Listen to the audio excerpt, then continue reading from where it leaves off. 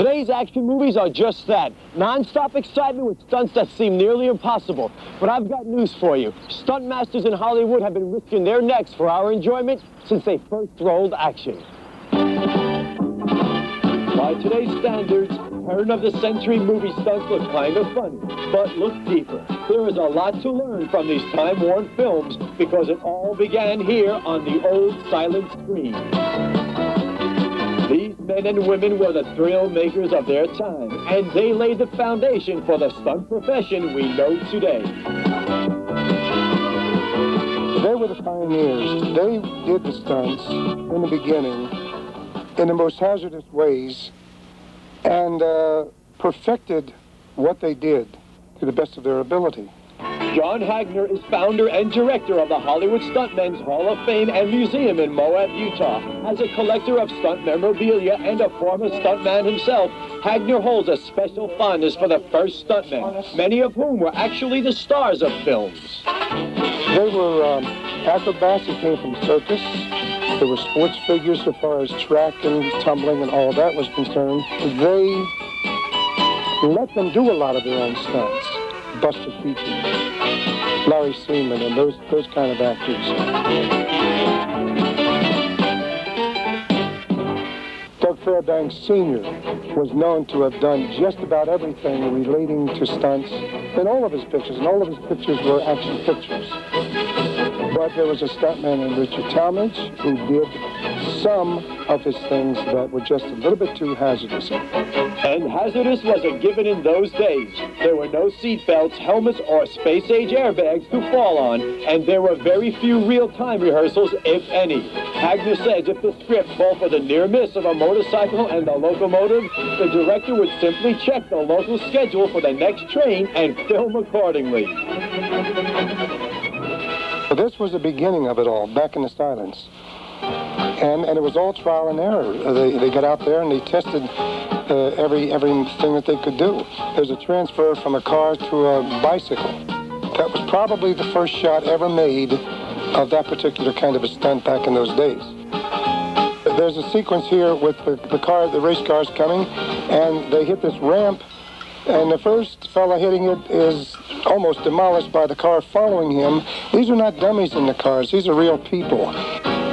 Today's slow motion shows just how incredible the impact really is.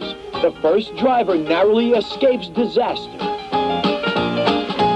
There are no safety belts, there are no roll bars, and they just crouch down as close to the floor of the car as they can get so that they don't get clobbered. And if you didn't get clobbered, you could get smashed. Timing was everything in the silence, and Buster Keaton was one of the masters of this type of stunt. Buster started out as an acrobat on stage and came from an acrobatic stage family. And his mother and father had him learn acrobatics and tumbling, and so he did pratfalls when he was a little kid. He knew the timing that it always took to do these things.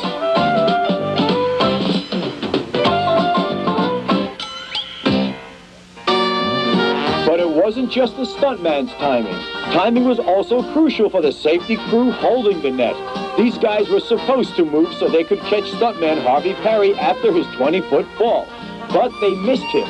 Perry hit the ground hard just to the side of the net. Miraculously, he was unhurt and vowed to try the fall again.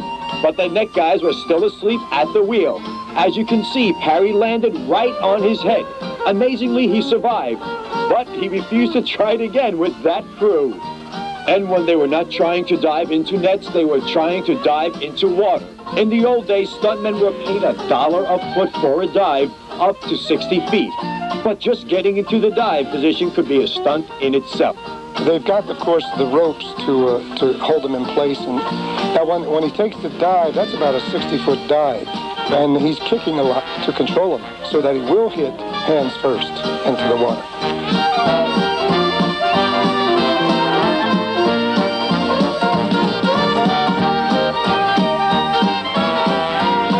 That was about a 40-foot fall into the water, not a dive. It's a rougher to fall in the water than it is to dive in the water because you're landing on a larger part of your body, of course. But it wasn't long before even the audiences in the 1920s wanted more. And the stuntmen and women delivered with the help of a new invention, the airplane. He's hanging without any wires. Now, that was actually the start, Larry Seaman hanging from there, and it was, of course, being filmed from another airplane. That transfer is actually happened. He has no parachute. He has no wires holding him on. He's just holding on to the supports of the wings. Any maneuvering that the stuntmen did back in those days was done at their own risk. And that is not a process background shot. That they're out there on the wing. It's being filmed from the cockpit of the plane.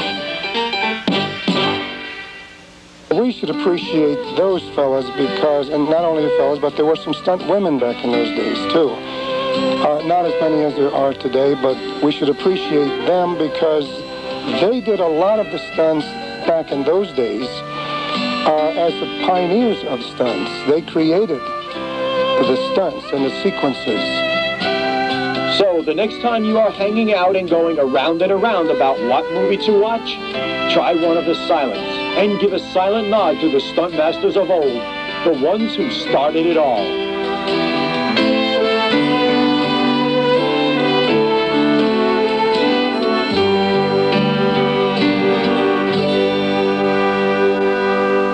Hold on to your seats. Stuntmasters will be right back.